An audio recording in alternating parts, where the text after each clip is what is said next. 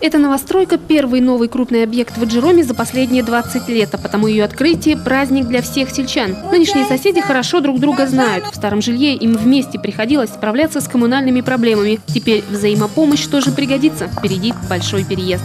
Очень рада тому, что у нас двухкомнатная квартира.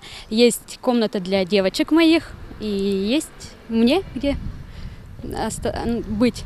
Вот. В комнате девочки уже мебель расставили сами. Старшая дочка уже знает, где планирует, где у нее что будет находиться. Здесь еще в мае стояла ветхая деревяшка, бывший детский сад. Строители оперативно очистили площадку и меньше чем за полгода возвели трехэтажный дом на 17 квартир. Всего за время действия программы переселения из аварийного жилья в Карткировском районе построили больше 2 десятков новостроек. Карткировский район – тот район, который взял повышенные обязательства и дополнительно попросил денежные средства на реализацию программы. Слава богу, они с ней справились очень хорошо.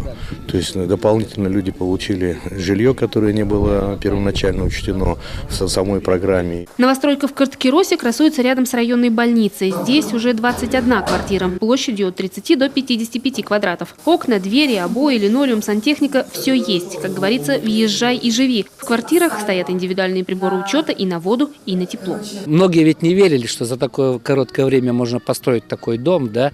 Но когда люди сегодня видят своими глазами, что это можно делать, да, но они очень довольны. С подрядчиками местные власти были всегда на связи. Особых проблем с этими двумя объектами не было, говорят в районной администрации. Строительные фирмы из Коми, и все вопросы удавалось решить оперативно.